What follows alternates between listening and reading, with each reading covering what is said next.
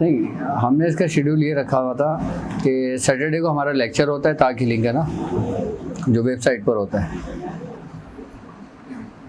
8 बजे से लेकर 9 बजे तक की टाइमिंग है ना, 8 से 9 लेक्चर की टाइमिंग है। उसके बाद हमने क्लासेस बनाई है, क्लास 1, क्लास 2, क्लास 3।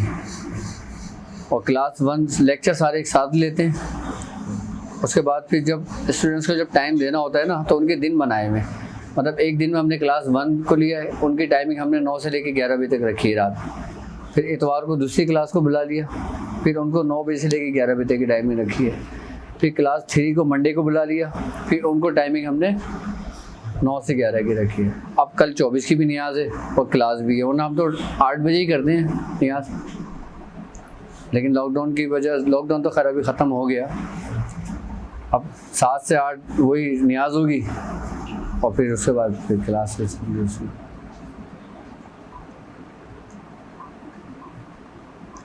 तो अब ज़िलहज का महीना भी शुरू होने वाला है माशाल्लाह। ये जो 10 दिन है ना, 10 ज़िलहज के, इसकी बड़ी अहमियत है। ये वो 10 दिन है कि जिसका जिक्र कुरान में है, कि सूरह फजर में जिसका जिक्र किया गया है 10 रातों का।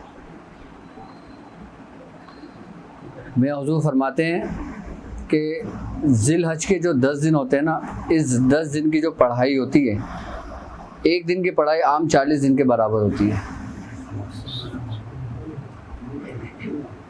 और ज़्यादातर मियाँ हुज़ूर फरमाते हैं कि अगर जब तुम्हें ज़िलहज का महीना नसीब हो तो तुम सूरह कौसर की ज़कात अदा कर लो, क्योंकि सूरह कौसर जो है ना, इन 10 दिनों की मुनासबत और निस्बत रखती है। क्योंकि सूरह कौसर की 3 आयतें हैं और हर आयत में के अंदर तकरीबन 10-10 हरूफ हैं, तो ये 30 हरूफ बनते हैं। और अगर इन 10 दिनों के अंदर सूरह कौसर की ज़कात अदा कर ली जाए ना, तो पूरे साल रहती है वो। पिछले साल भी उन्होंने पूरा इसका तरीक़ेकार समझाया था। और सूरह कौसर की जो लोग ज़कात अदा इन 10 दिनों के अंदर कर लेते हैं, ये समझ लो कि उनके पूरे साल उनके करामत रहती है। इसकी ज़कात अदा करने वाला जादू से भी महफूज हो जाता है। अगर कोई घर मुतासिर होता है शैतानी जिन्नात से, उनसे भी महफूज हो जाता है। नज़र बद से भी महफूज रखती है, हासिदों के हसद से भी महफूज रखती है।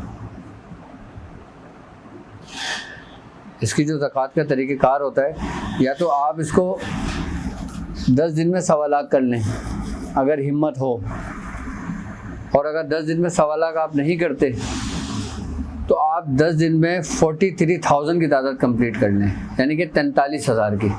अब 43,000 की तादाद को पूरी करेंगे तो 4300 मरतबा रोज़ पड़ी जाएगी। अगर कुछ लोग 4300 की तादाद पूरी नहीं कर सकते तो वो 3 दिन कर लें, यानी कि 7, 8 और 9। इसमें 920 मरतबा 2 दिन पड़ी जाएगी और 921 मरतबा तीसरे दिन पड़ी जाएगी। इस 3 दिन में भी ये नॉर्मली भी अगर ज़कात अदा कर लेंगे ना, तो ज़कात हो जाएगी। और जो लोग सूरह कौसर की 1000 मरतबा भी अगर रोज़ ज़कात अदा करें, यानी कि चाँद नज़र आने के बाद 1000 बार सूरह कौसर पढ़ें और 10 दिन में 1000 तक पढ़ें, तो भी ज़कात इनकी अदा हो जाएगी सूरह कौसर की। 1000 मरतबा रोज़ पढ़ोगे ना, तो 10 दिन में 10,000 की तादाद मुकम्मल हो जाएगी। तो ऐसे भी आपकी ज़कात अदा हो सकती है। लेकिन इसमें ऐसा होता है, इसका एक तरीक़ेकार है कि अगर आप 1000 मरतबा रोज़ की तादाद की ज़कात अदा करते हो ना, तो इसमें परहेज़ करना पड़ेगा, सिर्फ़ और सिर्फ 10 दिन का। परहेज़ की नियत करके आप चाँद देख के बैठोगे, आप 1000 बार रोज़ पढ़ोगे, ठीक है। 10 दिन जब ईद का दिन होगा ना, जब वो जानवर आप ज़िबा करेंगे, अगर आपकी तौफीक नहीं, अगर आपने कुर्बानी नहीं करी या आपके घर कोई गोश्त आता है, आप अगर परहेज़ खोलेंगे तो उस गोश्त से परहेज़ खोलेंगे। मियाँ हुज़ूर को मैंने देखा है कि वो 10 ज़िलहज के महीने में ना बाकायदा परहेज़ का एहतमाम के साथ बैठते थे। यहाँ तक कि जब हमारे यहाँ कुर्बानी होती थी ना, जब इसकी कलेजी निकलती है तो मैं उससे वो तनावल फरमाते थे, उससे परहेज़ खोलते थे हमने। जिनका परहेज चल रहा है वो कंटिन्यू चले, जिनका परहेज चल रहा है वो कंटिन्यू परहेज करें अपना। अच्छा, सूरह कुरैश अगर कोई लोग ज़कात अदा कर रहे हैं और अगर उनके पास टाइम हो तो वो इस 10 दिनों को ज़ाया ना करें, दिन में कर लें, शाम में कर लें, रात में पढ़ लें। 1000 मरतबा पढ़ने में कितनी देर लगेगी? आधा घंटा भी नहीं लगेगा। अगर आप आधा घंटा का 10 दिन दे देंगे तो ये पूरे साल आपके साथ रहेगी और बेहतरीन आपका हिसार भी है और बेहतरीन आपकी मुहाफ़िज़ भी रहेगी और आप इसके ज़रिए काम भी कर सकते हैं। इसकी अगर मदामत जमी रखें तो तब भी इसका ड्यूरेशन 1 साल का है रहने का? बिल्कुल रहेगा। मदामत आप इसकी चाहे 33 मरतबा रोज़ पढ़ लें, चाहे 1 तस्बीह रोज़ कर लें मदामत इसकी। अच्छा, मदामत का कुलिया हम चाहते हैं कि किसी भी अमल का अगर हम मदामत करना चाहें, अगर मैंने तो आपने बता दिया, कभी हमें ना बताओ तो किसी भी अमल की मदामत कम से कम कितनी करनी चाहिए? तकरीबन 1/2 हिस्सा, यानी कि सपोज़ कि आपने अगर 1000 की ज़कात अदा करी है, यानी कि इकाई, दहाई, सैकड़ा, हज़ार, तो आप या तो इकाई या दहाई अगर आएगा तो 100 मरतबा आएगा, यानी कि इसकी मदामत हम कितनी बार रखेंगे? 100 मरतबा रखेंगे, यानी कि इकाई, दहाई, सैकड़ा और हज़ार। हम दहाई भी रख सकते हैं, सैकड़ा भी रख सकते हैं और हज़ार भी रख सकते हैं। अगर उसको कंटिन्यू करेंगे तो पूरा अमल होगा। अब मिसाल के तौर पे एक शख्स सूरह मुज़म्मिल पढ़ रहा है, अच्छा, मदामत इस तरतीब से भी रखी जाती है और नाम के हिसाब से भी रखी जाती है कि जैसे एक शाहिद अमल कर रहा है, इसके नाम के आदत को हम लेंगे, इसके नाम के अदद का जितने हुरूफ बनेंगे ना, अगर कोई बड़ी सूरत पढ़ रहा है जैसे सूरह यासीन कर रहा है, अब उसके नाम के अदद बनते हैं 44, अब वो 44 तो मदामत नहीं रखेगा, लेकिन 4 और 4 को प्लस कर देंगे, कितना बनेगा? 8 मरतबा रोज़ की मदामत रख सकते हैं। ये सबसे आसान तरीका है मदामत के लिए ना। आप अपने नाम के अदद के हिसाब से भी मदामत रख सकते हैं और दहाई, सैकड़ा और हज़ार से भी रख। ये एक तरतीब है मदामत रखने की। अच्छा, इस तरतीब पे मदामत से हमें क्या फ़ायदा होता है?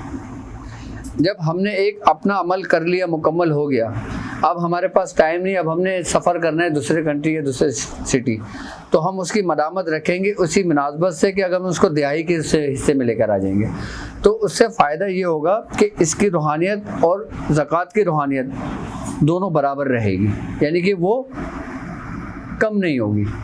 क्यों? क्योंकि आप उसके मामूल में हो। किसी भी चीज़ की हम प्रैक्टिस कर रहे होते हैं, हम उसमें तरक्की कर रहे होते हैं, और जब प्रैक्टिस छोड़ देते हैं तो वो चीज़ कम होने लगती है। क्यों? बुजुर्ग फरमाते हैं कि आदत बनाओ अपनी। नमाज हमें कायम करने का हुक्म है ना, यानी कि प्रॉपर पढ़ो, पाबंदी के साथ पढ़ो। नमाज को कायम करने का हुक्म दिया गया है ना, यानी कि हमने फजर पढ़ी, सुबह ज़ोहर पढ़ी, असर पढ़ी, मगरिब छुट गई, फिर इशा पढ़ ली, फजर छुट गई, ज़ोहर पढ़ ली, असर छुट गई, मगरिब पढ़ ली। इसको कायम करना थोड़ी कहते हैं। नमाज़ पढ़ने का ये हुक्म थोड़ी है हमें। एक प्रॉपर सीक्वेंस के साथ, एक तरतीब के साथ, एक जाविये के साथ। अगर हम अपने एक ज़िंदगी एक तरतीब और एक जाविये के साथ कोई अमल करते हैं, कोई पढ़ाई करते हैं, कोई सलात पढ़ते हैं, कोई नमाज़ पढ़ते हैं या कोई दुरूद पढ़ते हैं, कुछ भी पढ़ते हैं, अगर हम उसको प्रॉपरली रखते हैं ना तो हमें फ़ायदा होता है। तो यहाँ तक के बुजुर्गान दीन फरमाते हैं, अगर कोई शख्स अमल करता है, कोई वज़ाइफ पढ़ता है और वज़ाइफ पढ़ते पढ़ते उसका काम हो जाता है, वो वज़ाइफ को छोड़ देता है, यानी कि आपने एक नियत का वजीफ़ा शुरू किया कि मैं अपनी बेटी की शादी के लिए पढ़ रही हूँ, आपने वो अमल पढ़ना शुरू किया, आपकी बेटी की शादी हो गई, आपने वो अमल छोड़ दिया। ऐसे भी अमल छोड़ना नहीं चाहिए। अगर आप किसी ख़ास मकसद के लिए कोई वजीफ़ा कर रहे हैं, कोई पढ़ रहे हैं, कोई अमल, जब आपका काम हो जाए तो आप उस अमल को लौटा दें। उस अमल को लौटाने से आप रुजत का शिकार नहीं होगे, यानी कि अमल को तर्क करने वाला बाकायदा तौर पे हमारे बुजुर्गान सख्ती से मना करते हैं और यहाँ तक हदीसों में मेरे ख्याल से मिलता है, मेरी एक नज़र से गुजरी थी हदीस के, अमल को तर्क करने वाला या वज़ाइफ को तर्क करने वाला उसको शायद दयूस कहा गया है। मतलब इतना सख्ती से मना है। अगर आपने मिसाल के तौर पे कोई अमल किया है, आप कुछ भी नहीं करते, कम से कम एक दफ़ा तो पढ़ सकते हो। हम किसी भी मकासद के लिए कोई वज़ाइफ करते हैं, कोई अमल करते हैं, हमारा काम हो जाता है तो क्या हम उसको छोड़ देंगे? आपको क्या मालूम कि आपका जो काम हुआ है वो उस अमल पढ़ने की वजह से हुआ है, वो उस वज़ाइफ पढ़ने की वजह से हुआ है। देखो, इजाज़त तुम्हारे अंदर तब ख़त्म होती है कि जब तुम उसको तर्क कर देते हो। इजाज़त तुम्हारी सारी ज़िंदगी तुम्हारी नस्लों में कायम रहती है कि जब तुम उसके पाबंद होते हो। अब लोग हैं ना हर अमल की इजाज़त चाहते हैं कि हमें इस अमल की भी इजाज़त दे दें, इस अमल की भी इजाज़त दे दें, इस अमल की भी इजाज़त दे दें। अब लोग आगे मंजिल की तरफ बढ़ते रहते हैं, अब पीछे का जो रास्ता है वो उसको भूल जाते हैं, जो उनके लिए फ़ायदेमंद नहीं है। आपने एक अमल करा, आपने उसको छोड़ के आप दूसरे अमल पर आ गए, फिर आपने दूसरा अमल करा, उसको छोड़कर तीसरे अमल पर आ गए। अब आप समझ रहे हैं कि मैंने इन सब की रूहानियत को मैं हासिल करता हुआ चल रहा हूँ, यानी कि अपने टोकरे के अंदर सब रंग की मिठाइयाँ मैं रख के लेके चल रहा हूँ। ये उस वक्त ही मुमकिन होगा कि जब आप पाबंदी के साथ इसको अपने मामूल में भी रखें। क्यों बुजुर्गान दीन साहिब दावत हुआ करते थे?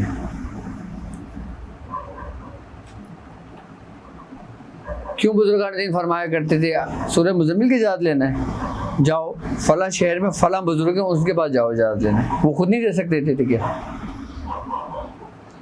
क्योंकि उनको पता है वो साहिब दावत बुजुर्ग गुजरे हैं, क्योंकि उनको पता है कि सूरह मुज़म्मिल उनके मामूलात में है, उसकी रूहानियत उनको जानती है।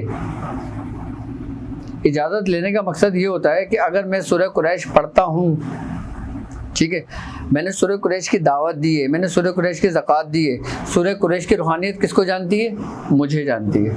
वो मुझसे मानूस है, वो मेरे साथ रहती है, उसने मेरा पूरा दायरा हिसार बनाया हुआ है अपने उसमें, ठीक है। अब ये शख्स मेरे पास सूरह इखलास की इजाज़त लेने आता है, सूरह इखलास की इजाज़त मुझे मेरे बुज़ुर्गों से है, मैं दे सकता हूँ, लेकिन अगर ये मुझसे सूरह कुरैश की इजाज़त मांगता है तो सूरह कुरैश की इजाज़त अगर ये मुझसे मांगते हैं ना, तो इनको सूरह इखलास पढ़ने से सूरह कुरैश पढ़ने का ज़्यादा फ़ायदा होगा। यानी कि एक इजाज़त आपके पास एक तरतीब से चली आ रही है, स्टेप बाय स्टेप चली आ रही है, एक निस्बत है समझ लो एक तरीके से। और एक शख्स खुद उसका आमिल हो, खुद उसकी ज़कात अदा की हो, खुद उसकी दावत दी हो उसने, उससे उसी चीज़ का अमल लेके उसको आगे बढ़ाया जाए, तो जो सूरह कुरैश की जो रूहानियत है ना, वो इजाज़त जिसको दी जाती है उसको पूरा अपने दायरा हिसार में ले लेती है। फिर जब वो 100 मरतबा भी पढ़ता है ना, तो उसको फ़ायदा इतना ही होता है कि जितना किसी और से इजाज़त लेने वाले से बंदा 1000 बार पढ़े।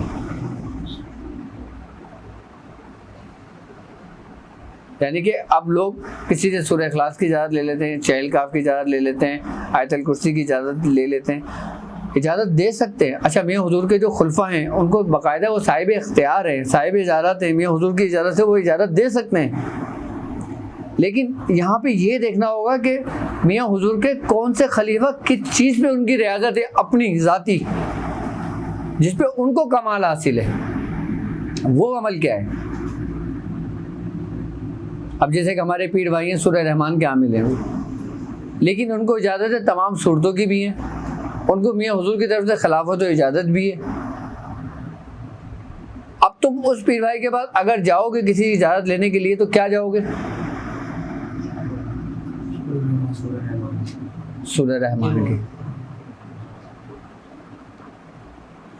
जब आपको सूरह रहमान, अच्छा इतनी आसानी के साथ कोई भी, ये भी एक कमाल की बात बता रहा हूँ आपको इसमें कि इतनी आराम से इजाज़त ही नहीं मिलती। जिसका तसर्रुफ तुम्हारे इख्तियार में हो तुम किसी को अता करोगे?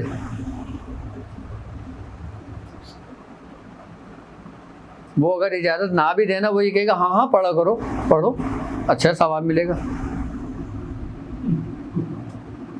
आपने बहुत जिद करी, हुरूफ़े मुक़त्तियात की, मैंने मियां हुजूर से इजाज़त मांगी, तो मुझसे कह रहे हाँ हाँ पढ़ा करो तुम। तो मैंने कहा कैसे पढ़ूं? कह रहे हैं इस तरतीब के साथ पढ़ा करो ख़ास। उसने मुझे एक तरतीब बताई, तो मैंने कहा अच्छा, मैंने उस तरतीब से पढ़ा। तो हमारे एक पीर भाई आए हुए थे, उनका नाम था सुल्तान, वो मियां हुजूर के पहले खलीफा थे। उनको खिलाफत हुई थी सन 94 या 95 में, मियां हुजूर के पहले खलीफा थे वो। और उस शख्स का रियाज़त तो कमाल ये था कि वो शख्स सूरह यासीन 141 मरतबा रोज़ पढ़ता था। कितनी मरतबा? और उसने तकरीबन 1.25 लाख कई दफ़ा करी थी। 1.25 लाख उस शख्स ने समंदर पे जाके करा, 1.25 लाख उस शख्स ने कब्रिस्तान में जाके करा, 1.25 लाख उस शख्स ने बहते नहर दरिया में जाके किया। मतलब 1.25 लाख के उसने कई चिल्ले किए थे।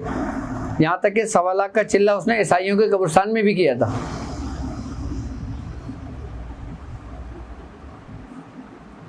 और उनका ये हाल था, वो कोरंगी में रहते थे और मियां हुजूर नॉर्थ कराची में रहते थे। पहले मियां बैठते थे दोपहर 1 बजे से 3 बजे तक। उस वक्त दवाखाना हमारे अंडर में था। तो जब वो अपने घर से चलते थे ना, तो पहले आँख बंद करके मियां को देखते थे कि मियां बैठे हैं या नहीं बैठे। वो सूरह यासीन की इजाज़त नहीं देते थे किसी को भी। तो मुझसे कहने लगे तुम मियां हुजूर से पीछे लगोगे, वो तुम्हें इसकी इजाज़त दें। किसकी? हुरूफ़े मुक़त्तियात की। लेकिन जब मैंने जिद करी तो मियां हुजूर ने कहा अभी वक्त नहीं है। ये बात भी आज से तकरीबन 20 साल पुरानी थी, क्योंकि वो हमारा इब्तिदाई दौर था। मैंने उनसे पूछा, मैंने कहा आपको कैसे पता लगा? कहने लगे कि मुझे मियां हुजूर के पीर भाई से पता लगा था कि मियां हुजूर इसके साहिब दावत हैं। मियां हुजूर ने अपनी ज़िंदगी में किसी को भी इसकी इजाज़त नहीं दी। हाँ, और ना मियां हुजूर इसके ऊपर कभी कलाम करते हैं, कोई गुफ्तगू करते हैं। बिल्कुल मुख्तसर कलाम करके खामोश हो जाते हैं, दूसरी चीज़ों में लोगों को लगा देते हैं।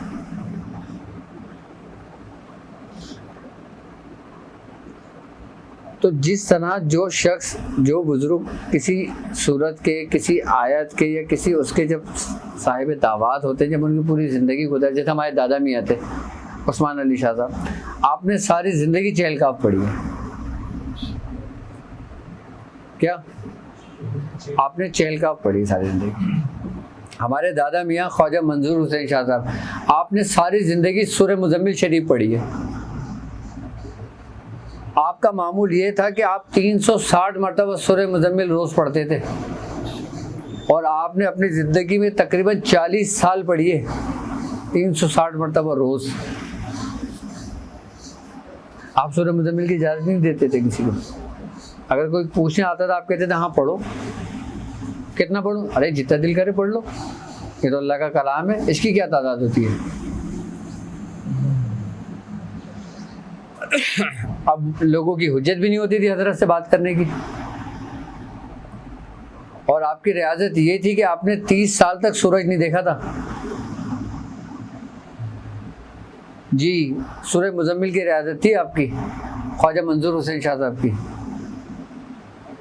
आपके जो वालिद साहब थे ना, ख्वाजा मुज़फ़्फ़र हुसैन शाह साहब, इन्होंने ख्वाजा मंजूर हुसैन शाह साहब को एक हवेली में, एक कमरे में बंद कर दिया था और ताला डाल दिया था। उसमें सिर्फ एक कमरा था, एक खिड़की थी, वहीं से आपको दिया जाता था जो आप खाना तनावुल फरमाते थे। और आपको कहा था कि जब ये ताला टूटे ना तब तुम बाहर आओगे, और सूरज की रोशनी तक उस कमरे में नहीं आती थी, मैं बताते हैं। और उनको वो सबक दे के बिठाया गया था। फरमाते हैं कि जब मैं उस पीर इरफान अली शाह साहब बताते हैं कि मैं उस वक़्त ख्वाजा मंजूर हुसैन शाह साहब का साथ का था, यानी कि दोनों दोस्त थे, हम उम्र थे। आप मेवात के रहने वाले थे। फिर इरफान अली शाह साहब बताते हैं कि ख्वाजा मंजूर हुसैन शाह साहब ना, आप 360 मरतबा सूरह मुज़म्मिल और 14,000 मरतबा सूरह इखलास पढ़ते थे। और जब आप अपने हुजरे के अंदर, अपने कमरे के अंदर जब जिक्र करते थे ना, तो पूरा कमरा बाकायदा हिलता था। कहने लगे कि एक वक्त ऐसा आया कि बाकायदा तौर पर सरकार दो आलम सल्लल्लाहु अलैहि वसल्लम की ज़ियारत हुई उस जगह पर, और सरकार दो आलम सल्लल्लाहु अलैहि वसल्लम ने ख्वाजा मंजूर हुसैन शाह साहब को फरमाया कि अब तुम बाहर जाओ, कि तुम तबलीग करो, कि भटको हुओं को समेटो।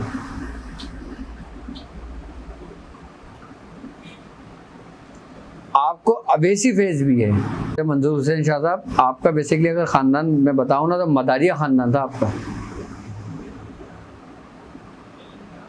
मदारिया ख़ानदान के अंदर रियाज़तें बहुत सख्त हैं। यहाँ तक कि जब मियाँ हुजूर मदारिया ख़ानदान में बैत हुए थे ना, तो मियाँ हुजूर फरमाते हैं कि मेरा जो ना लकड़ी का कारखाना था, और उस वक़्त लकड़ी के कारखाने के अंदर तकरीबन मेरी 5,000 रुपये रोज़ की सेल थी, सन 78-79 में। और मेरे पास 30-35 वर्कर काम करते थे। कितने? मियाँ हुजूर फरमाते हैं, ये मियाँ हुजूर ने ये भी काम सीखा था। फरमाते हैं कि जब मैं ख्वाजा मंजूर हुसैन शाह साहब के हाथ में मैंने हाथ दिया था ना, मेरा पूरा कारखाना उजड़ गया था।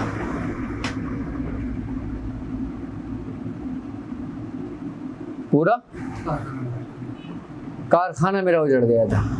यहाँ तक कि मियाँ हुजूर फरमाते हैं कि मेरे पैर के अंदर, एक पैर में हरे रंग की चप्पल होती थी और एक में लाल रंग की चप्पल होती थी।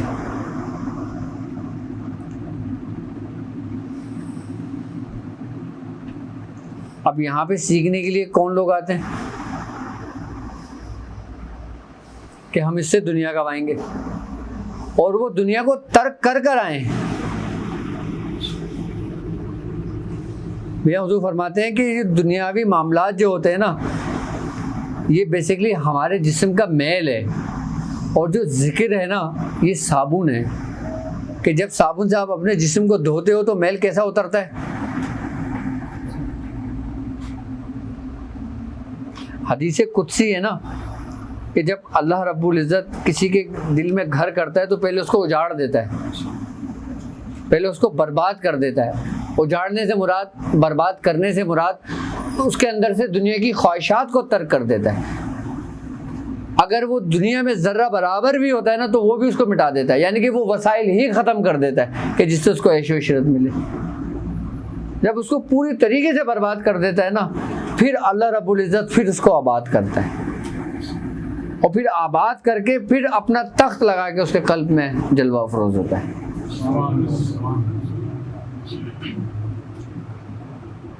और फिर वो रूहानियत उसकी नस्लों में चलती है।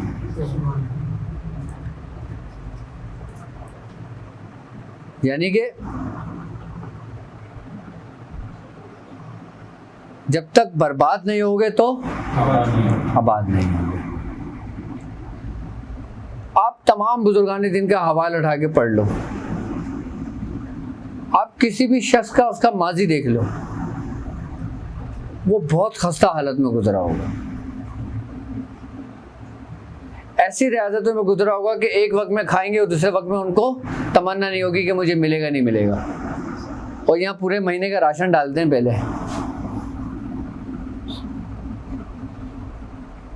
मैं सही बता रहा हूँ आपको,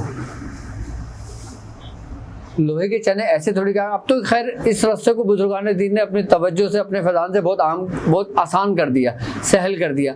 अब वो मुश्किलातें नहीं रही। मैं हकीकत बता रहा हूँ आपको, अब जो रास्ता हो गया ना इस दौर के हिसाब से, आप लोग खुश नसीब तरीन लोग हो कि जिनको इतनी सहूलत और आसानी मिल गई है कि आप कारोबार भी कर रहे हो, आप बिजनेस भी कर रहे हो, आप पैसा भी कमा रहे हो, और आप इबादत गुजार भी हो, और सिलसिले के साथ में मंसूब हो। सिलसिला भी चला रहे हो।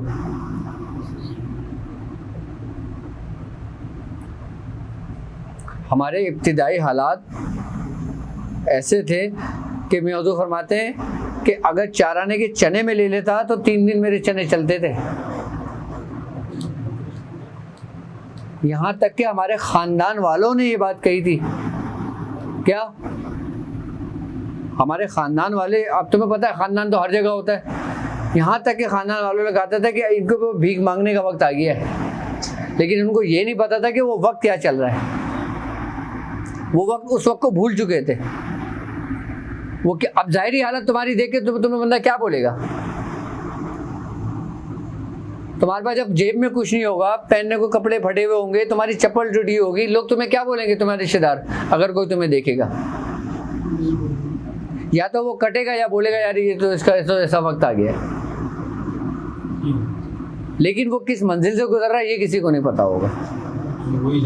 उसके बाद जिन लोगों ने ये बात कही थी वही लोग मैं हुजूर के पास हाजिर हुए, तौबा करी और उनसे माफ़ी मांगी और घर में बैठ के दस्तरखान पे खाना खाया और पूरी दावतें खाई और ऐसी शाहाना दावतें खाई।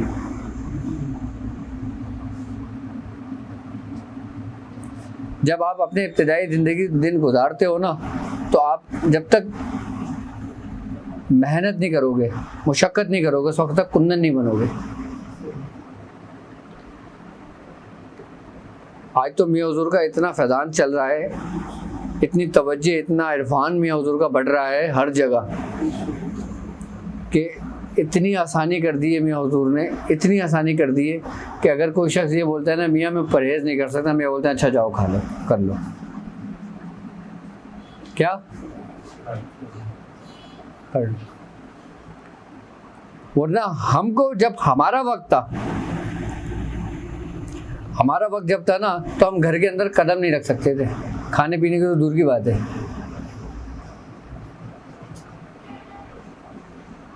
क्यों? क्योंकि हमारे साथ वो चीज़ें हुआ करती थी, क्योंकि उस घर में बच्चे थे। यहाँ तक कि मियाँ हुजूर कितना एहतियात करते थे। कपड़े हमने खुद धोए, एक मुट्ठी चावल उबालते थे बगैर नमक मिर्च के, सिर्फ उसको खाते थे। एक वक्त था खजूरों पे रहे, लेकिन वो इब्तिदाई वक्त था, और ऐसा इब्तिदाई वक्त था कि तकरीबन 6 साल में हुजूर ने इतना सख्त परहेज़ कराया। मेरे साथ 3 लोग थे हम जिन्होंने ये सख्त परहेज़ किया था। एक सुल्तान भाई थे, एक कामरान भाई थे और एक मजीद भाई थे, वो आज भी हैं सब जिंदा, और एक मैं था। हम चारों के अंदर बाकायदा तौर पे अगर देखा जाए तो इस तरीके से कंपटीशन चलता था। वो ये कहते थे कि मैं सिर्फ रोटी का 2 टुकड़े खाता हूँ, तो मैं जब ये सुनता था मैं कहता अच्छा तुम 2 खाते हो, मैं 1 खाऊंगा। वो ये कहते थे कि मेरे साथ ये मुशाहिदा हुआ है, फिर दूसरे दिन वो बताता था कि मेरे साथ ये हुआ है। लेकिन हम तीनों की सेहत है कि इनकी भी बहुत अच्छी सेहत है। तुम्हारे अगर 4 हिस्से करें ना तो वो 1 हिस्सा मेरी सेहत थी। सिर्फ किस लिए? परहेज में, रियाजत में।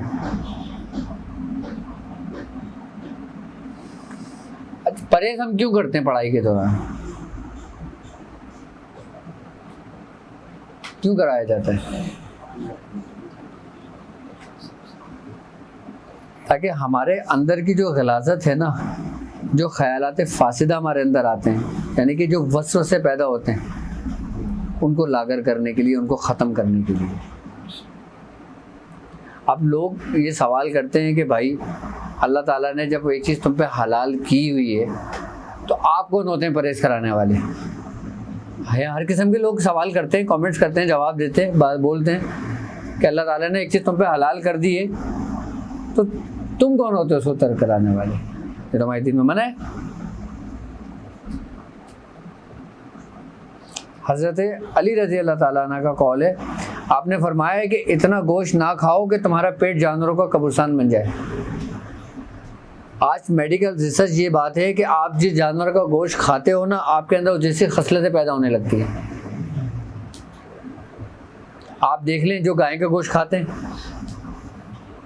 आप उन लोगों को देख लें जो सूअर का गोश्त खाते हैं,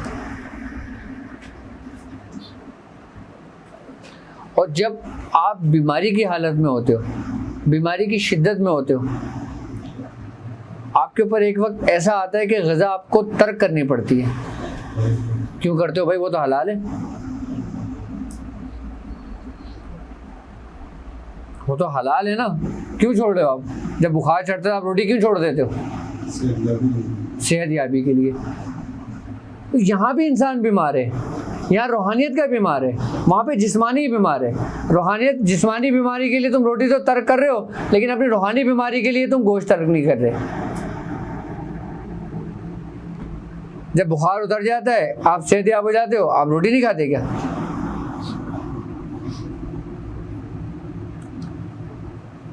जब आपके अंदर से रूहानी बीमारियां खत्म हो जाती हैं, जब आपके पास एक वक्त आता है तो आप गोश्त नहीं खाते क्या? सब खाते हैं।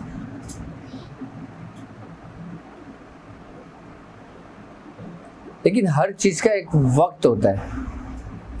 आप अपनी इब्तिदा अच्छी कर लो, क्या अपनी इंतहा तुम्हारी बेहतरीन होगी। तुमने अगर इब्तिदा में गोता दिया ना, अच्छा गोता देने से मकसद ये होता है कि धोखा देना अपने आप को। आप मुर्शिद को धोखा नहीं दे रहे होते, आप अपने उस्ताद को धोखा नहीं दे रहे होते, आप अपने आप को धोखा दे रहे होते। तो उसका फ़ायदा और नुकसान आप ही को होता है, उसका फ़ायदा और नुकसान आप ही को होता है। अब हमारे इब्तिदाई दौर की बात है, एक पीर भाई थे, तो हम लोग ऐसे बैठे हुए, उस वक्त मतलब पे मरीज़ नहीं होते थे पापा के पास ना, हम 2-4 लोग होते थे, दवाएं कोट रहे होते थे, पापा ऐसी बेंच पे बैठे होते थे और बातें चल रही होती थी, अमलियात की, रूहानियात की, हर किस्म की पहले उस वक्त पापा बात करते थे, यहाँ तक कि अपने तजर्बात बता रहे होते थे, अपने मुशाहिदात बता रहे होते थे। तो हमारे अंदर और शौक़ पैदा हो रहा होता था, और जज्बा पैदा हो रहा होता था। मियां हुजूर बता रहे होते थे कि मैंने ये अमल किया और मेरे साथ ये हुआ, मैंने इस तरीके से तरतीब से पढ़ा। तो हमारे अंदर एक जज्बा पैदा हो रहा होता था, एक जुनून पैदा। हमारा कोई काम तो था ही नहीं, हमारे जो खेलने कूदने के दिन थे ना, वो हमने अपने बुजुर्गों की खिदमत में गुजारे। जब तुम किसी बुजुर्ग के तजर्बात को सुनोगे ना, तुम्हारे अंदर एक शौक़ पैदा होगा, एक जज्बा पैदा होगा। अब मैं आपको बोलूं कि आप 6 घंटे सूरह यासीन पढ़ो बैठ के, आप नहीं पढ़ोगे, आप उकता जाओगे। लेकिन जब आपके अंदर एक जज्बा, एक जुनून होगा, आप 12 घंटे भी बैठ के पढ़ लोगे। ये वो काम है कि जिसमें तुम्हें जुनून की ज़रूरत है, होश की नहीं। कि ये वो मकाम है, खिरत तो रेत की दीवारी हुई साबित, यानी कि अकल ये रेत की दीवार है, खिरत तो रेत की दीवारी हुई साबित, जुनून को हमने मगर पायदार देखा है। जुनून चाहे निगेटिव हो चाहे पॉजिटिव हो, पायदार होता है। अगर नेगेटिव मामलात में जुनून है तुम्हें, तो वो भी तुम्हें एक इंतहा तक लेके चले जाएगा। अगर पॉजिटिव मामलात में तुम्हारे पास जुनून है, तो वो तुम्हें इंतहा को ले जाएगा अपनी। इसमें होश वालों को काम नहीं है इस रास्ते में। आज का जो दौर है ना, वो सब लोग समंदर में तो तैर रहे हैं, लेकिन समंदर में तैर रहे हैं, उसकी तह में नहीं जा रहे, क्योंकि उसकी तह में जाने के लिए हिम्मत चाहिए होती है। वो हिम्मत है नहीं किसी में। हिम्मत क्या? उनकी बीवी हैं, उनके बच्चे हैं, उनका घर है, उनका कारोबार है, उनका सब कुछ है। अब जब तह में जाओगे, वो तह में और ऊपर तैरने के अंदर एक फासला तो है ना, वो सफ़र तो है ना, जो ऊपर वाले लोग होंगे। जब तुम नीचे जाओगे तो ऊपर वाले तो इंतज़ार करने में टाइम तो लगेगा ना। अब जब ऊपर आओगे तो हो सकता है पूरा बिगड़ चुका हो मामला। अब तह में कोई नहीं जाता। अच्छा, जवाहरात तुम्हें तह में मिलेंगे, खजाना तुम्हें तह में मिलेगा। आई बात समझ में? और ऊपर तैराकी के दौरान तुम्हें क्या मिलेगा? जो तह में से खजाना निकाल रहा होगा ना, उसके हाथ से जो छुटेगा ना, फिर वो आप लोगों के हिस्से में आएगा। अब बताओ ना, हम लोगों में कौन रियाजत कर रहा है ऐसी? हम लोग अगर हकीकतन अगर देखा जाए तो हम अपने बुजुर्गों का पकाया हुआ खा रहे हैं। हम अपने बुजुर्गों का पकाया हुआ खा रहे हैं, खुद नहीं पका रहे, क्योंकि हमारी आंच ही नहीं है। हमें जब सब कुछ पका पकाया मिल रहा है तो हमें पकाने की क्या जरूरत है?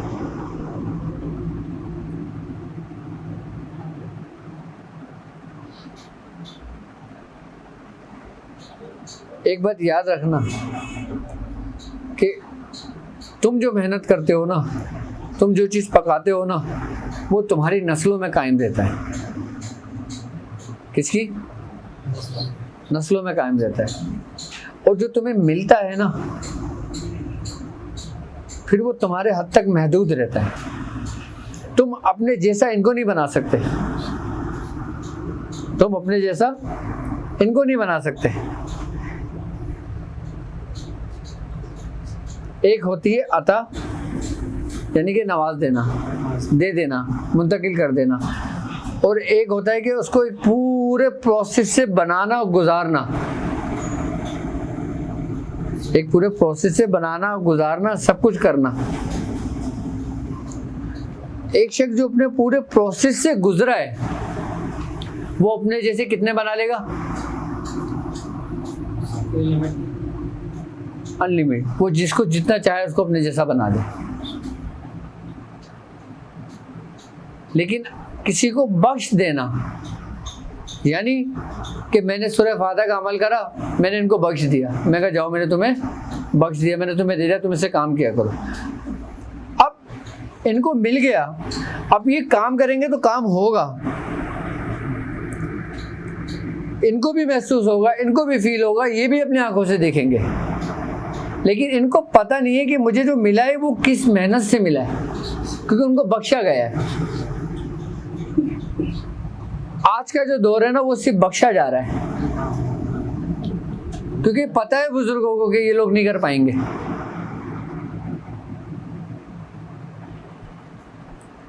और अगर 1000 मुरीद हैं तो 1000 मुरीद में से सिर्फ 10 मुरीद ऐसे चुने जाते हैं कि जिनको पहले रगड़ा दिखाया जाता है।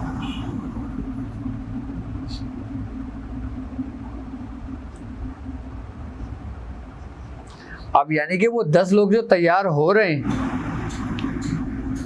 तो फिर वो 10,000 लोगों को तैयार करेंगे। और जो बख्श दिया जाता है वो सिर्फ उसके हद तक महदूद है। यानी कि आप मरे, अच्छा आप फिर इनको बख्श नहीं सकते,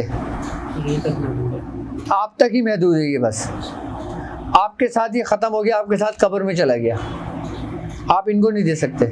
लेकिन इस पे अगर आपकी रियाजत हो, आपकी मेहनत हो, तो आप 10 लोगों को बख्श सकते हो, 10 लोगों को दे सकते हो, 10 लोगों में मुंतकिल कर सकते हो, 1000 लोगों में, 1,00,000 लोगों में मुंतकिल कर सकते हो आप, अगर आपकी रियाजत होगी। आज के दिन देखकर हमें ये एहसास होता है कि मियां हुजूर ने हमसे इतनी मेहनत और रियाजतें क्यों करवाई थी। सलमान मियां है ना, जिनके पास तुम जाते हो, सलमान मियां से पूछना कि भैया ने कैसी रियाजतें करी थी। सलमान वो मेरे उस वक़्त का साथ का है। हाँ जी, ऐसी रियाजत हमारी होती थी कि हम अगर आलती पालती मार के बैठ गए ना, हम पैर जमीन पे नहीं उतार सकते थे। तकलीफ के हमारे आंसू टपक रहे होते थे, और जब देखते थे ना कि हिम्मत से बाहर हो गई, तो हम दुपट्टा बांध लिया करते थे कि कहीं निकल ना जाए।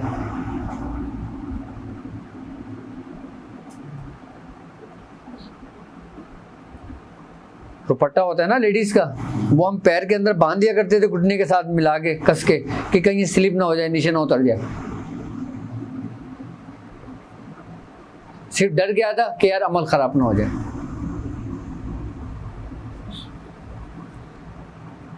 अब यहाँ कितनी सहूलत है कि मियाँ बैठ के नहीं पढ़ा जाता, लेट के पढ़ लूँ, मेरी कमर में थोड़ा सा मसला हुआ है, हाँ पढ़ लो। मियाँ बैठ के नहीं पढ़ा जाता, बैठ के भी ना पैर सुन हो जाता है, मैं लेट के पढ़ लूँ, हाँ पढ़ लो। हाँ, इतना आसान कर दिया। लेकिन उस वक्त जब हम इशा की नमाज पढ़ के बैठते थे, फजर की कब हो जाती थी हमें नहीं पता लगता था। आज भी वो लोग हैं, हमारे साथ के ही हैं, जो आज भी मियां हुजूर के खादिमीन में से हैं। उन्होंने वो वक्त, वो मेहनत, वो रियाजत देखी है बाकायदा सबने।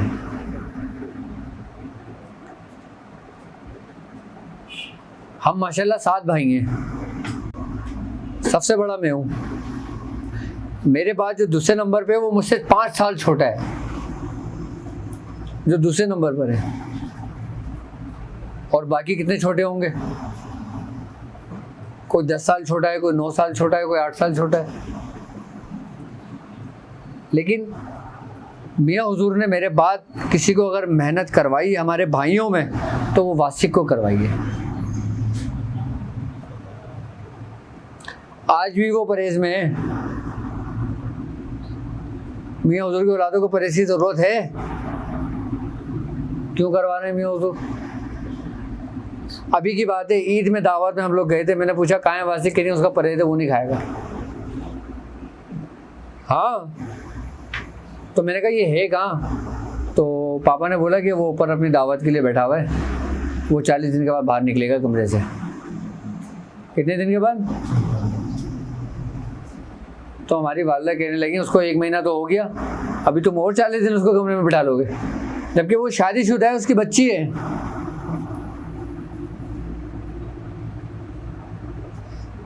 क्या है? शादीशुदा है, बच्चे हैं उसके बावजूद भी मियां हुजूर उसको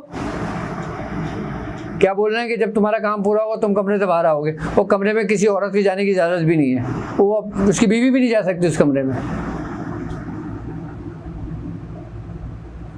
अगर खाने के लिए भी कुछ भेजना होता है तो छोटा भाई जाके देता है उसको। क्यों करवा रहे हैं मियां हुजूर अपने बच्चों को इतनी मेहनत, इतनी रियाजत है? क्योंकि उनमें शौक है, उनमें जुनून है, वो करने की हिम्मत रखते हैं। आप लोग करो, आप लोग रखो हिम्मत, बैठो जाओ। सल्लल्लाहु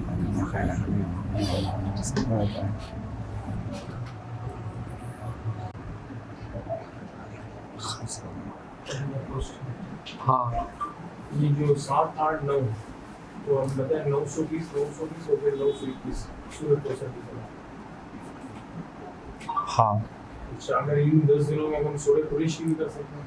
सूरत कुरैशी भी ज़कात अदा की जा सकती है 10 दिन के अंदर। अगर 10 दिन में इसकी ज़कात अदा करना चाहते हैं और वो चाहते हैं कि इसकी ज़कात पूरे साल रहे, तो वो 360 मरतबा कर लें रोज़ाना, 10 दिन कर लें। हाँ, इसमें जो करने से जमाली और जलाली दोनों परहेज होगा, दोनों परहेज होगा, तरकी जलाली और जमाली दोनों। और लेकिन कोशिश करें कि अगर उनके अपने घर में कुर्बानी हो तो जब वो जानवर को कुर्बान करें अल्लाह की राह में, उसकी जो कलेजी होती है ना, उससे वो अपना वो खोलें। अगर दौरान अमल किसी एक तरह की जलाली का इस्तेमाल हुआ गलती से जैसे, तो क्या दोबारा से अमल शुरू करना पड़ेगा? देखो, अगर इरादतन हुआ तो वो अमल भी ख़राब हुआ, आएगा समझ में, और उसका भी कोई फ़ायदा नहीं हुआ। लेकिन अगर मुगालते में हुआ, गलती से हुआ, याद में नहीं रहा और उसने, वो शख्स ने वो चीज़ इस्तेमाल कर ली, उसमें कोई कबाहत नहीं है। क्या इसके लिए गुस्ल किया जाएगा? निकालने के लिए बदन को फसाइल जो है साफ करके दोबारा से अमल कंटिन्यू करना, तो उसकी फिर ये है कि ज़कात दे दी जाएगी उसकी, यानी कि फिर उसके लिए सदका कर दिया जाता है। अब जिस तरीके से बंदा एक तवाफ़ करता है, उम्रा करता है, अगर उससे कोई रुकन रह जाता है तो वो क्या करता है? दम दे देते हैं। हाँ हाँ बोलो।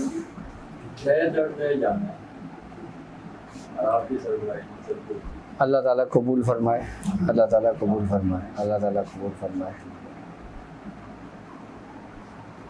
तय में इंसान का जुनून उसको लेके जाता है, अकल नहीं है। जब इंसान किसी के हाथ में हाथ दे देता है ना, तो फिर वो ये नहीं सोचता। अब मैं अपनी एक बात बताऊं आपको, जब हमारा इब्तिदाई दौर था ना, हमने इब्तिदाई दौर में ऐसे ऐसे मामलात में हम कूद गए, यानी कि भड़कती हुई आग में हम कूद गए। हमें पता था कि हमारी पुश मजबूत है, हमने अपनी पुश से जाके नहीं पूछा था कि क्या संभाल लोगे। हमें यकीन था, यकीन आपके अंदर है, यकीन आपके अंदर होना चाहिए।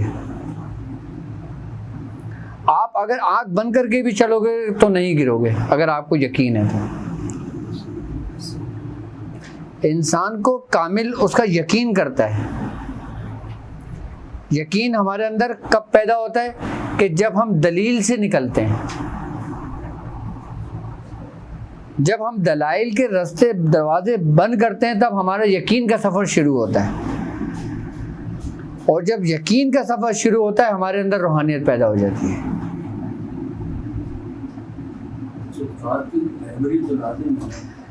आपने हाथ दे दिया, खत्म हो, आपका काम खत्म।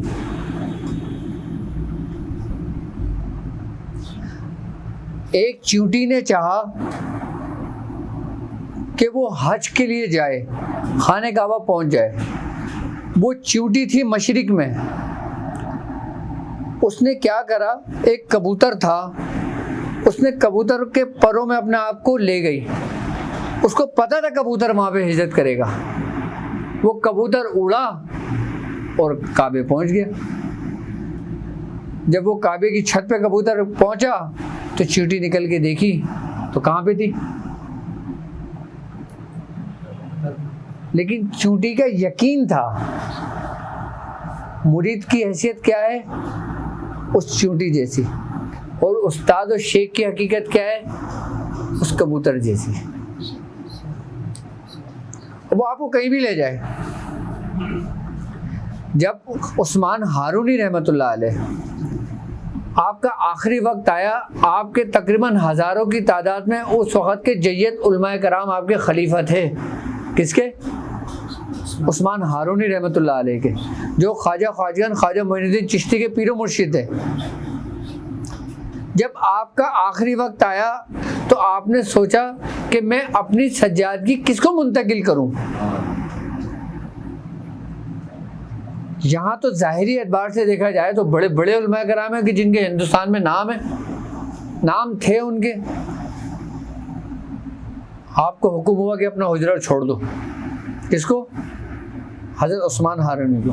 फरमाया इसका फैसला हम खुद करेंगे।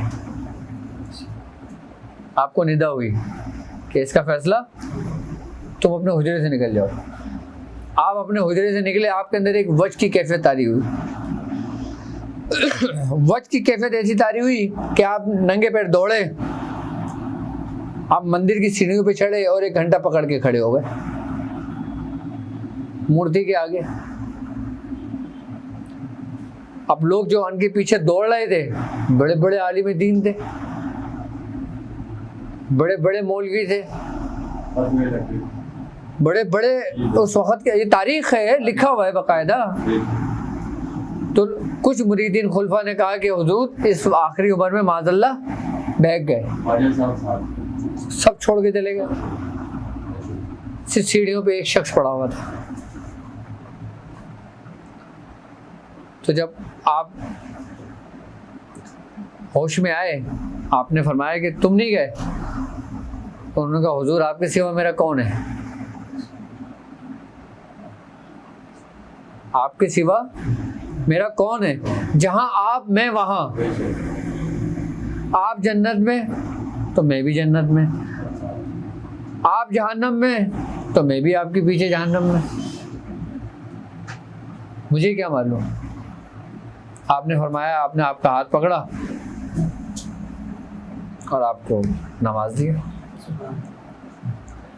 आज दुनिया किसको पहचानती है? कोई उस वक्त के किसी मौलवी को या आलिम दीन को पहचानता था। लेकिन अगर ज़ाहिरी एतबार से देखते हो, क्या अगर ज़ाहिरी एतबार से देखते हो तो उन लोगों ने अपने हिसाब से बिल्कुल सही करा, क्योंकि शरीयत आपके ज़ाहिर पे लागू होती है, शरीयत उनके ज़ाहिर पे लागू होती है, बातिन पे थोड़ी है शरीयत। लेकिन उनको उनकी हकीकत नहीं पता थी, और जिनको हकीकत पता थी उन्होंने ज़ुबान अपनी बंद कर ली। हम समझते हैं सब अच्छे होते हैं, ऐसा नहीं है। हम समझते हैं सब बुरे होते हैं, ऐसा नहीं है। किसी ने खामोशी इख्तियार करी, किसी ने फतवा दिया अपने अपने ज़र्फ से, जिसका जितना ज़र्फ था। तो शरीयत तो सब समझते थे ना। किसी ने खामोशी इख्तियार कर ली, किसी ने फतवा दिया, किसी ने ओल फोल बकना शुरू कर दिया, किसी ने माज़अल्लाह इनको कुछ काफिर कह दिया, और कुछ लोगों ने बाकायदा तौर पर इनके ऐलानात करवा दिए। तारीख है सब। हर शख्स ने अपने ज़र्फ के मुताबिक उस वक़्त के फ़ैसले किए। लेकिन हक़ का फ़ैसला क्या था?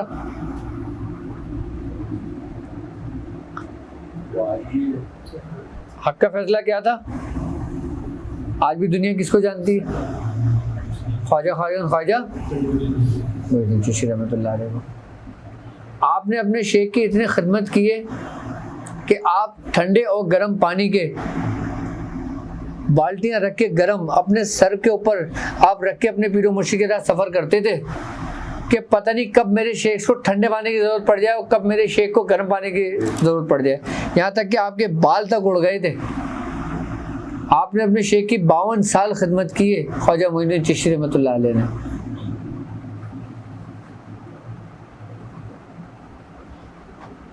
किसने अपने शेख की 52 साल खिदमत की है? कि जिसको खुद सरकार दो आलम सल्लल्लाहु अलैहि वसल्लम ने भेजा था हिंदुस्तान।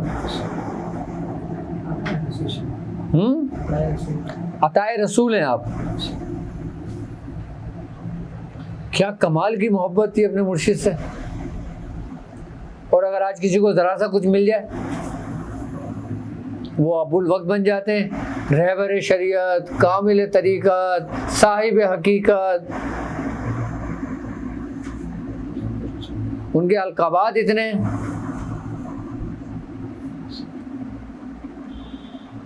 कि जब उनके अलक़ाबात इतने होंगे तो भाई अपने पीर के लिए भी कुछ छोड़ दे। जी, ज़रा सा अगर कुछ मिल जाए। आज भी मियाँ हुजूर अपने नाम के आगे पता है क्या लिखते हैं? खादिमुल फुकरा। मैंने मियाँ हुजूर की हर बयाज में खुद लिखे हुए देखा है, जबकि मैं खुद इसको मिटा मिटा के लिख रहा होता हूँ। पावल तुम इसको क्यों मिटाते हो? फिर हिम्मत नहीं हुई मिटाने की।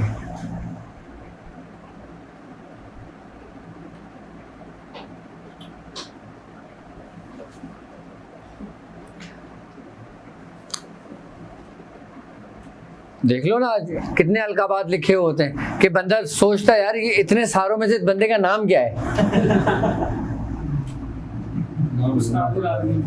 नाम ढूंढना पड़ जाता है, नाम ढूंढना पड़ जाता है। नाम ढूंढना पड़ जाए। फिर पूछते यार तुम्हारा असल नाम क्या है, ये तो बताओ। 2-3 लाइनें में हाँ। उसका नाम लिखा है।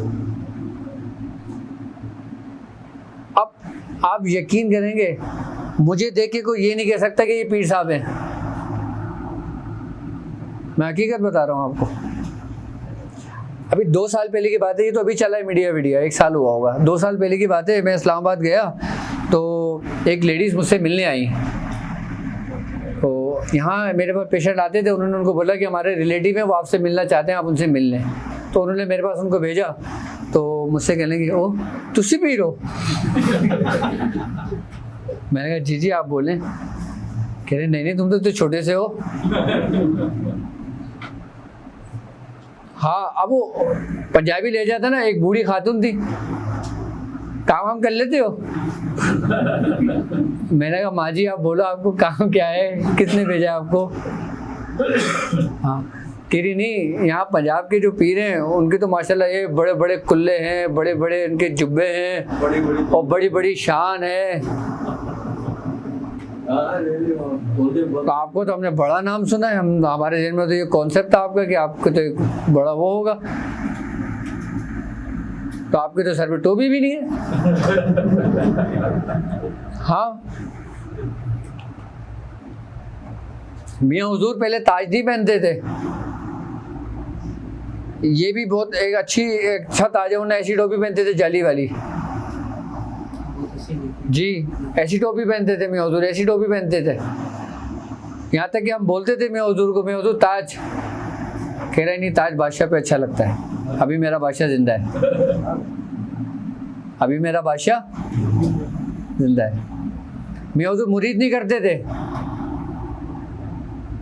जो कोई बहुत ज़्यादा हुज्जत करता था ना, जो हाथ धो के पीछे पड़ जाता था मियाँ के, उसको बोलते थे अच्छा लाओ कलमा पढ़, कलमा पढ़ा दिया करते थे।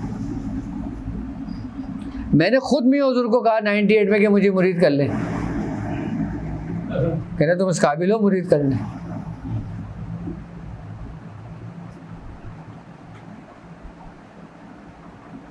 फिर कुछ अरसे बाद गुजरा, मैंने कहा मुरीद कर लें, कह रहे अभी वक्त नहीं आया। और जब वक्त आया तो 17 की महफिल थी, महफिल रोकी मियाँ ने, और मियाँ ने मुझे बुलाया, वाजिद कहाँ आओ। मैं बुलाया, मैंने कहा मैं गया, मैंने कहा जी, कह रहे लाओ हाथ दो। मैंने हाथ दिया, मियाँ हुजूर ने बैठ ली। वरना लोग सब मुरीद होने जाते हैं, हमारी उस वक्त ख्वाहिश थी कि हम मियाँ हुजूर के मुरीद हों, मियाँ हुजूर मना कर दिया करते थे। और फिर एक वक्त आया कि उन्होंने खुद हमें बुलाया और खुद कहा लाओ हाथ दो। तो मैंने अपने सुल्तान भाई से पूछा, मैंने कहा ये क्या मामला है? कहने लगे मियाँ हुजूर ने तुम्हें छूट दी हुई थी कि अगर तुमसे कोई गलती भी सरदर्द हो जाती ना, तुम्हारी पकड़ नहीं है उस वक्त जब तक कि तुम मुरीद नहीं थे, क्योंकि तुम्हारा काम ऐसा है ना। अब वो काम ऐसा था कि उस वक्त समझ लो कि हम अपने आप को बादशाह समझते थे, एक ताकत थी ना, एक फोर्स थी ना, एक ऐसी कुव्वतें थी ना कि जो इंसान को फिरौन बना देती हैं वक्त का। हमारे ठेठ ऐसे थे, एक दफ़ा मैं लेटा हुआ था, उस वक़्त ये बात है सन 2002 की बात है या 3 की बात है, कारखाने में रहते थे, दवाएं भरना, शरबत भरवाना सब जिन्नातों से करवाते थे, काम करते थे बाकायदा। तो कितना हमारे अंदर वो होगा गुरूर और तकब्बुर, काम अपनी मर्जी से करते थे। एक शख्स कार में बाहर खड़ा हुआ से नहीं मिल ले जाओ, वो 2-2 3-3 घंटे खड़ा हुआ नहीं मिल रहे। होता है ये बात याद रखना। तुम्हें ताकत मिलती है ना, तुम्हारे अंदर गुरूर जरूर पैदा होगा। अब ये इंसान को तबाही की तरफ भी ले जाता है, और हमें उसी तरफ लेके जा रहा था, हमें हमारी बर्बादी की तरफ लेके जा रहा था। तो मैं सो रहा था, तो हमारी वालदा बताती हैं कि मियाँ आके बैठे, तो मेरे सर ने यूँ करके हल्के हल्के सिलाने लगे। तो मामा ने देखा कि क्या करोगे? मैंने कुछ नहीं, उन्होंने ऐसे ऐसे चलाया, उठे हो, फिर उसको सेट पे जाके बैठ गया। मैं नींद में था गिरी, मैं उठ गया। तो मैंने मामा से पूछा, मामा ने मुझे बताया कि तुम्हारे वालिद ऐसे कर रहे थे। मैंने क्यों कर रहे थे? कह रहे नहीं, बताया ही नहीं उन्होंने। मैंने कहा पूछो, क्योंकि ऐसी एक अनहोनी बात है, मतलब एक ना होने वाली बात है। कभी पापा ने हमें सोते हुए से नहीं उठाया पूरी ज़िंदगी में, कभी हाथ लगा के नहीं उठाया कि उठ जाओ। तो मैंने कहा ये माजरा क्या था?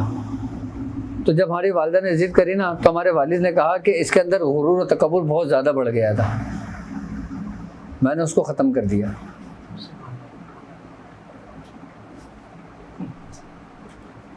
ये भी उन्हीं की आता है,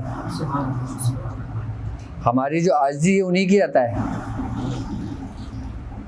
उसके बाद से तो ख़त्म हो गया था सब मामला, फिर कुछ करने को दिल ही नहीं चाहता था। फिर पानी भी उठ के खुद पीते थे, वरना हमारे साथ वेल्डिंग मशीन के कारखाने थे ना।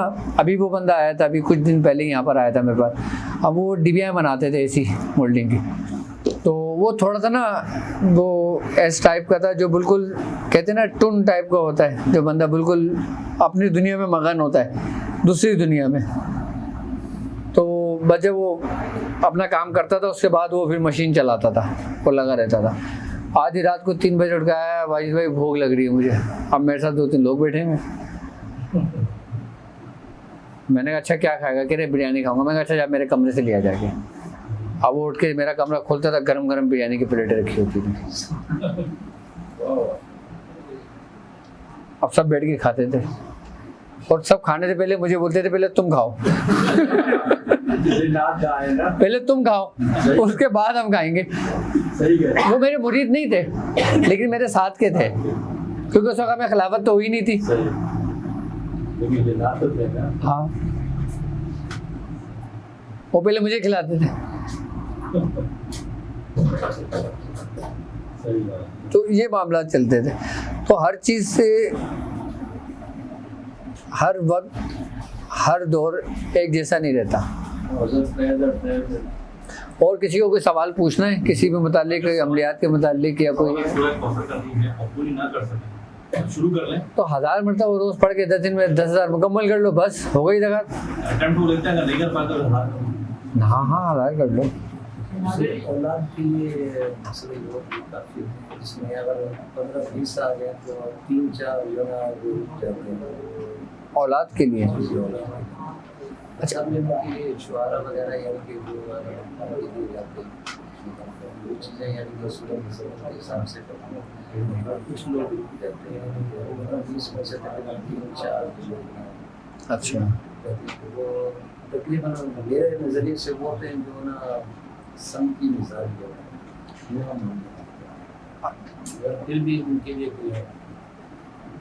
कोई नुस्खा बताऊं उनके लिए। अच्छा, औलाद के लिए जो ना मर्द के लिए, मैं औरत के लिए बताता हूँ, मर्द के लिए भी और औरत के लिए भी। मर्द के लिए कि जिनके स्पर्म्स की क्वांटिटी कम हो उसको बढ़ाने के लिए आपने करना ये कि 7 नर छुआरे ले लें। अच्छा, नर छुआरे को कहते हैं किशन खरमा, बड़े वाले। आई बस समझ में, आप ले लें, उसकी गुठली को निकाल लें, ठीक है। खरातीन देखें तुमने, केचुए खुश्क बाज़ार में मिल जाते हैं, खरातीन के नाम से मिलते हैं। आप 100 ग्राम ले लें, उसको कूटेंगे ना तो उसमें से पेट में से मट्टी निकलती है उसके, और मट्टी को पूरा निकाल दें। खाली खुश्क केचुए ले लें, उसको पाउडर कर लें। पाउडर करने के बाद उसको पाउडर को जो ना आप लेके छुआरों के अंदर भर दें, यानी कि 7 छुआरों के अंदर आपने 100 ग्राम लिया और उसको पीसा। तो वो जब हल्का वजन का होता है, जब पाउडर बनेगा ना तो तकरीबन कम ही हो जाएगा वो। आप उस पाउडर को सारे छुआरों में भर दें और छुआरे को बंद कर दें, ठीक है, और उस पर धागा चढ़ा दें। अच्छा, धागा चढ़ाने के बाद इसको आटा गूंद के उसके अंदर रख के उसको आग पे सेकें, जैसे रोटी सेकते हैं, सातों के सातों छुआरों को। उसके बाद जब पूरे वो सेक लेंगे ना, उसके बाद उसको निकालेंगे, खोलेंगे, आटा अलग कर देंगे और सबको एक साथ डाल के ना उसको कूटने शुरू कर देंगे। अच्छा, कूटने के बाद चने के बराबर गोलियां बना लो, चने के बराबर 80 गोलियां बना लो उसकी। 7 में से हाँ, 7 छुआरे की 80 गोलियां बना लो। एक गोली सुबह शाम खाओ और 40 दिन खाओ, और दूध के साथ रात को मर्द खाए। औरत के लिए नहीं, ये मर्द के लिए, उसके साथ इस्तेमाल करेंगे। उसके लिए परहेज भी होगी या परहेज का वो कोई परहेज नहीं हो, सिर्फ खट्टी चीज़ों का परहेज रखें। अच्छा, खट्टी चीज़ें जो होती है ना वो मर्द के लिए नुकसानदेह है। तली हुई और खट्टी चीज़ें मर्द के लिए नुकसानदेह और औरत के लिए फ़ायदेमंद है। मीठा मर्द के लिए फ़ायदेमंद है और औरत के लिए नुकसानदेह, ज़रूरत से ज़्यादा। अच्छा, औलाद ना होने की वजह एक ये भी होती है कि बांझपन की शिकायत हो जाती है, यानी कि उसके पीरियड्स नहीं होते। आई बात समझ में? तो उसके लिए मुसब्बिर सिया, मुसब्बिर कहते हैं एलोवे को। आपने एलोवेरा देखा है? एलोवेरा को जब काटते हैं अंदर से जो गूदा निकलता है उसको खुश्क कर लेते हैं ना तो वो एलवा कहलाता है। असल एलवा ये है। अब तो मिक्स होता है बहुत ज़्यादा, पता नहीं किन किन चीज़ों का। आप मुसब्बिर सिया अफ्रीका लें, ठीक है। मरमकी, मरमकी एक गोंद की तरह होता है, मरमकी ले लें। हीरा कसीस, हीरा कसीस ले लें। यानी कि 100 ग्राम आपने मुसब्बिर सिया लेना है, 100 ग्राम मरमकी, 100 ग्राम हीरा कसीस, ये 3 चीज़ें ले ली। 25 ग्राम आपने हींग ले लेना है, हींग। आपने इन तीनों चीज़ों को, चारों चीज़ों को पीस लिया, आई बात समझ में। पीसने के बाद पाउडर बना लिया। अब आपने घी गवार लेना है, घी गवार को निकालना है, उसको कूटना है, वो पानी वो बन जाएगा, लेस बन जाएगा। उसके अंदर वो पाउडर डालते रहें और उसको खरल करते रहें, पाउडर डालते रहें, खरल करते रहें, तो ये सारा पाउडर उसके अंदर आ जाएगा। अच्छा, एलोवेरा अपने हिसाब से लेना है, हस्बे ज़रूरत, जितनी आपको ज़रूरत है, ये नहीं कि पूरा भर दें। इतना लेंगे जितना पाउडर के अंदर वो गोलियां मिक्स होकर बन जाए। आप वो गोलियां तैयार कर लें। ये हुब्बे मदर के नाम से बेहतरीन गोलियां हैं। ये ऐसी गोलियां हैं कि अगर 50 साल की औरत को खिला दें तो उसका हैज जारी हो जाए, ऐसी गोली है ये। बंद हो जाते हैं, कुदरती भी बंद हो जाते हैं। और कुछ मौसम कंट्री वाइज भी इसका वो होते हैं कि कोई बहुत गर्म ममालिक होता है, कोई सर्द ममालिक होता है। अब वहाँ की रहने वाली औरतों के अंदर और यहाँ की रहने वाली औरतों के अंदर ज़मीन आसमान का फ़र्क होता है। अब यहाँ पे अगर 40 साल में बंद होता है तो वहाँ 50 साल में बंद हो जाएगा, वहाँ 45 साल में बंद हो जाएगा। हाँ, मौसमी चल रहे हैं तो उनके लिए भी कोई क्योंकि वैसे तो काफ़ी चल रहे हैं, इसमें भी कुछ बुखार के लिए, बुखार के लिए इस वक्त सबसे बेहतरीन जो चीज़ है ना वो है तुख्म करंजवा, मगज़ करंजवा। मगज़ करंजवा जैसे कंचे होते हैं ना, ऐसे आते हैं वो, उसको तोड़ेंगे ना अंदर से वाइट गूदा निकलेगा, वो मगज़ होगा। आप 100 ग्राम मगज़ वो ले लें, ठीक है। 100 ग्राम आप नरकचूर ले लें, सिर्फ इन 2 चीज़ों को ले लें।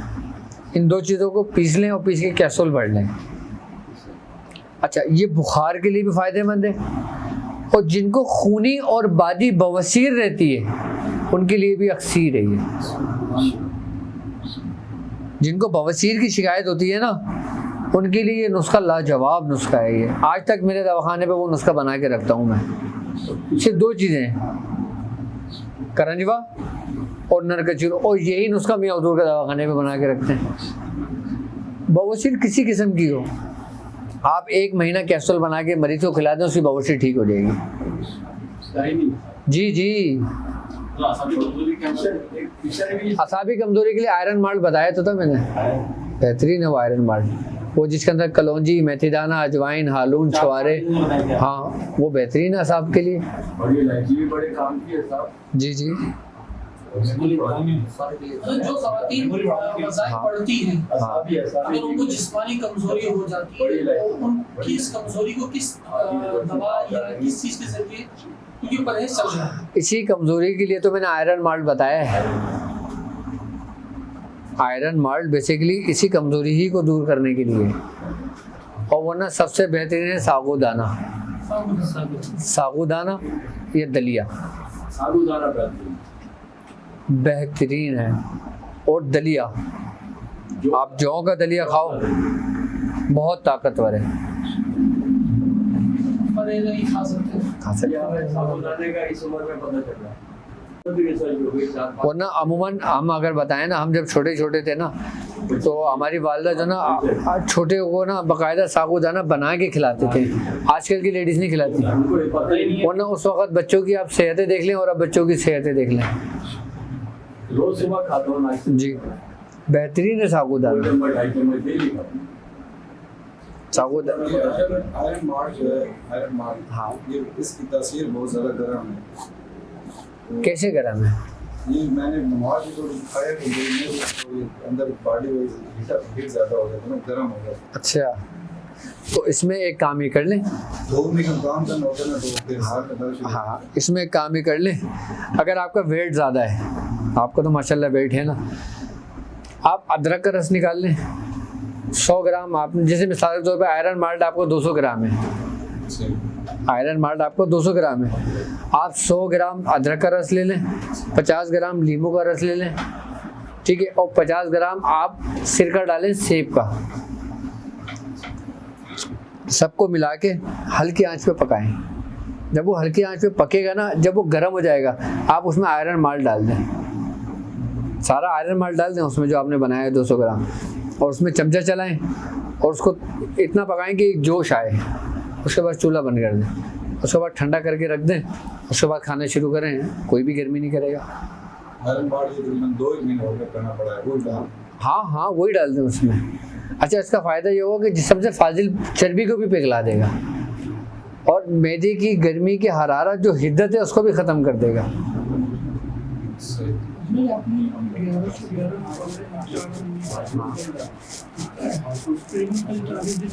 सही। तो अभी 3-4 दिन से कैसे लिए कि गुस्सा होती है,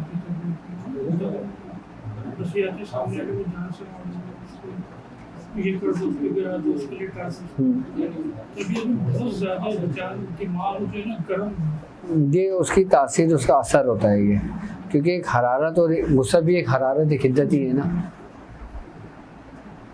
तो जब पढ़ के फारिग हुआ करो ना, तो पानी दम कर लिया करो, और वो पानी खुद भी पियो और अपने घर में बच्चों को भी पिला सको, तो ये उस चीज़ को बिल्कुल लेवल पर लेकर आ जाएगा।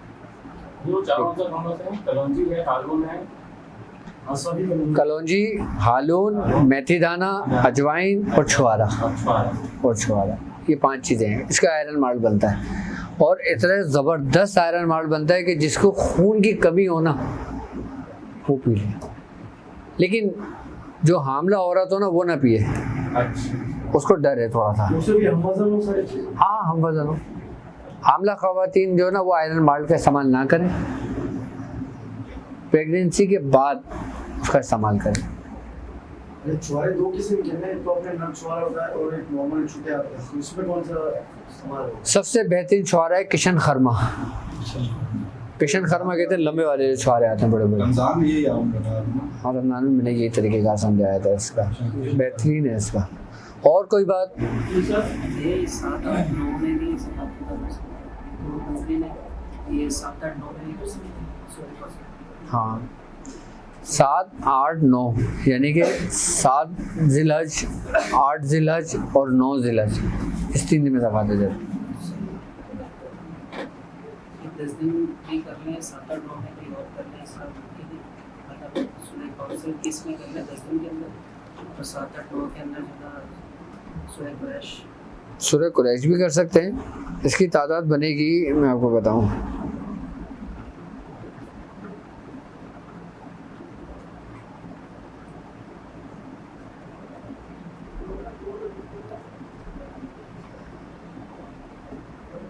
सही 920 ज़रब 2,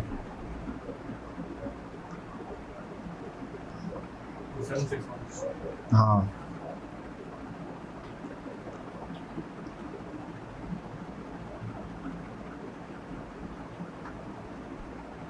तकरीबन।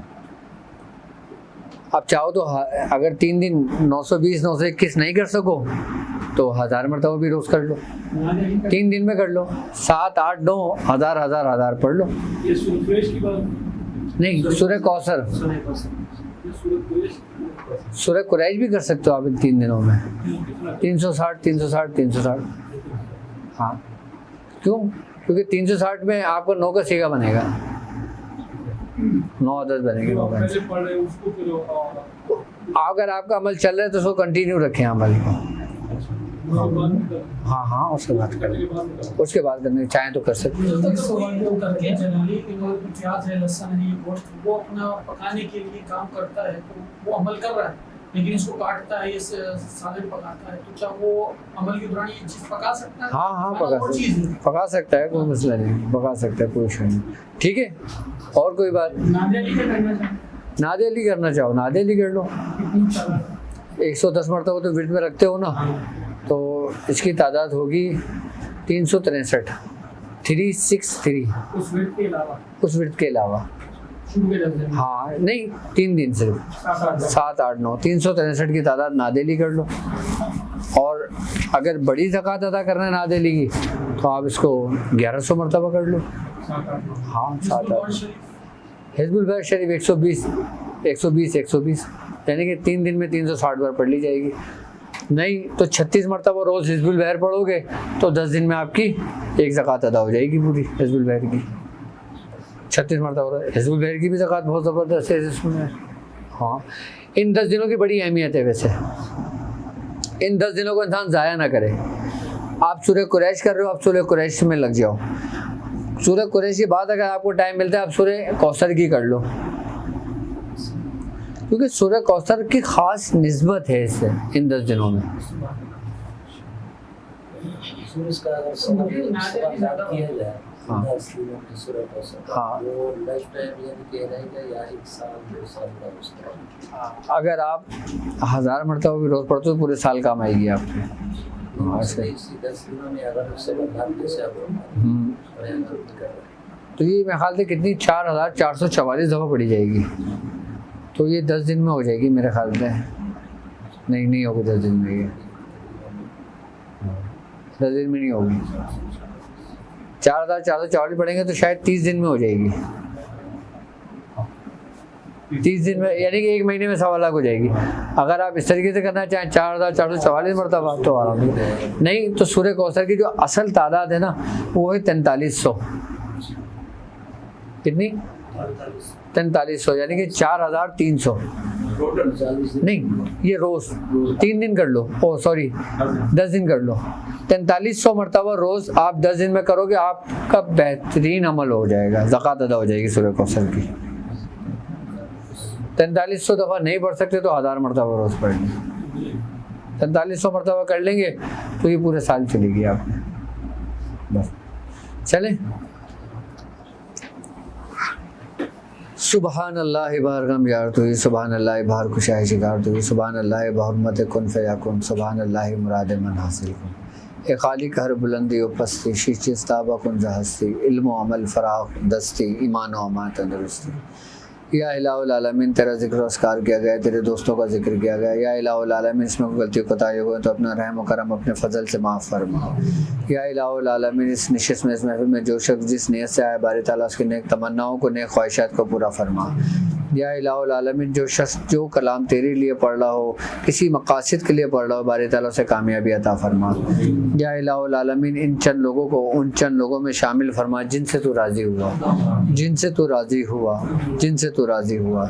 या इलाहुल आलमीन हासिदीन के हसद से महफूज फरमा, शयातीन के शर से महफूज फरमा, जादू के शर से महफूज फरमा, जिन्नातों के शर से महफूज फरमा।